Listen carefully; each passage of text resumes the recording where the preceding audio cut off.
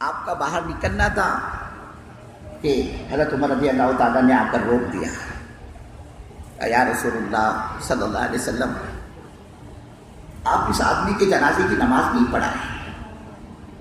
یہ بھٹکا ہوا بدنام آدمی تھا، یہ بھٹکا ہوا بدنام آدمی تھا.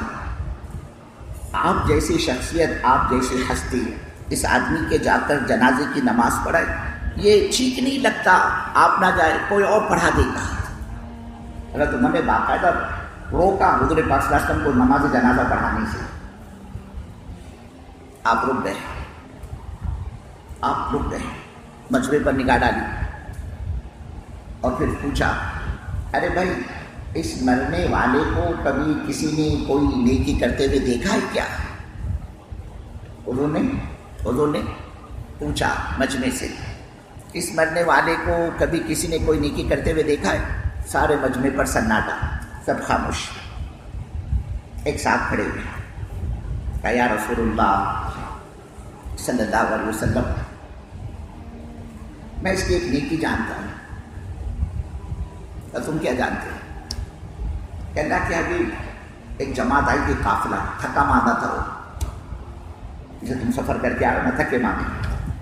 وہ قافلہ تھکا ماندہ تھا، وہ جماعت تھکی ماندی تھی، اور اس نے اپنا سامان رکھا اور سستانے کے لیے پیٹھ ٹکائی زمین پر، ذرا میں پیٹھ سے کمر سیدھی کروں. اور ان کو ہوش نہیں تھا کہ اپنے سامان کی کچھ نگرانی کی ترتیب بناتے، اپنے سواریوں کو کھونٹے سے باندھتے. انہوں نے سواریوں کو بھی ایسے ہی چھوڑا اور سامان کو بھی یوں ہی چھوڑ کر وہ لیٹ گئے. تھکے ہوئے تو تھے، ان کو گہری نیند لگ گئی اور وہ سو گئے. اور اللہ کے نبی صلی اللہ علیہ وسلم، میں نے یہ دیکھا یہ مرنے والا ساری رات جاگتا رہا اور ان کی چوکیداری اور ان کی نگرانی کر رہا تھا. اتنا سننا تھا. اللہ کے نبی صلی اللہ علیہ وسلم نے حضرت عمر سے فرمایا، عمر تم پیچھے ہٹو، تمہیں کسی کے بارے میں کچھ کہنے کا کوئی حق نہیں. اور آپ نے آگے بڑھ کر اس مرنے والے کی جنازے کی نماز پڑھائی.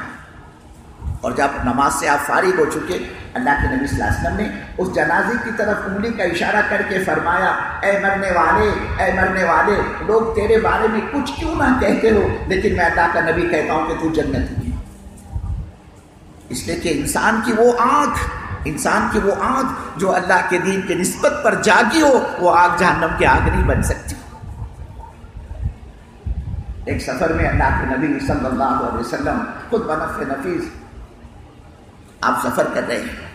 ایک مقام پر اللہ کے نبی نے قیام فرمایا اور پھر پوچھا، بھائی آج ہماری رات کی چوکیداری کے لیے کون تیار ہے؟ ایک صاحب کھڑے ہوئے، یا رسول اللہ میں چوکیداری کروں گا. حضور نے طے فرمایا.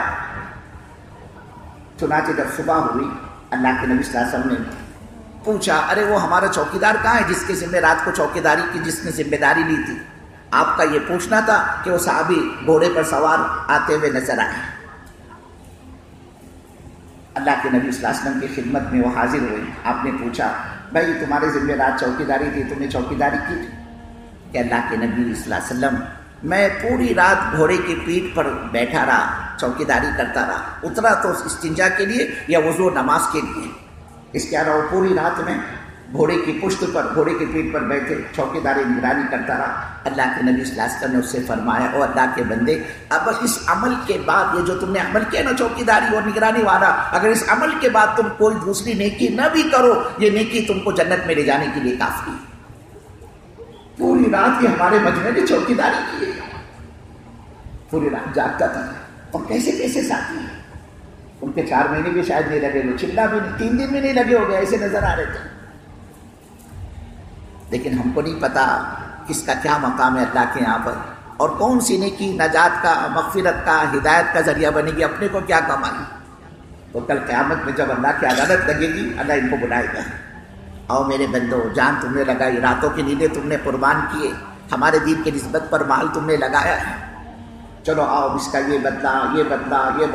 جب اللہ دینے پر آئے گا، کل قیامت میں نوازنے پر آئے گا، تو تو یہ اللہ کا بندہ، یہ دین کی محنت کرنے والا، دین پر چلنے والا، دین پر جان مال جھونکنے والا، اس کی تمنا کرنے لگ جائے گا، او ہمارے داتا، او ہمارے معبود، او ہمارے پروردگار، او ہمارے رب، کاش اے اللہ ہماری پوری زندگی، اے اللہ ہماری زندگی بھر کے گاڑے پسینے کی کمائی، او میرے داتا، میرے مولا، میری رتی رتی، ٹھکری ٹھکری، کوڑی کوڑی، پیسہ پیسہ، پائی پائی، یہاں تک کہ اللہ میرے رہنے کا مکان، میرے پہننے کے کپڑے، اے اللہ میری ہر ہر سانس اگر دنیا کے اندر تیرے دین کو زندہ کرنے پر لگ جاتی، لٹ جاتی، کھپ جاتی، او میرے اللہ تیری عزت کی قسم، یہ میری آخرت کی سب سے بڑی گہری زبردست کمائی بنتی۔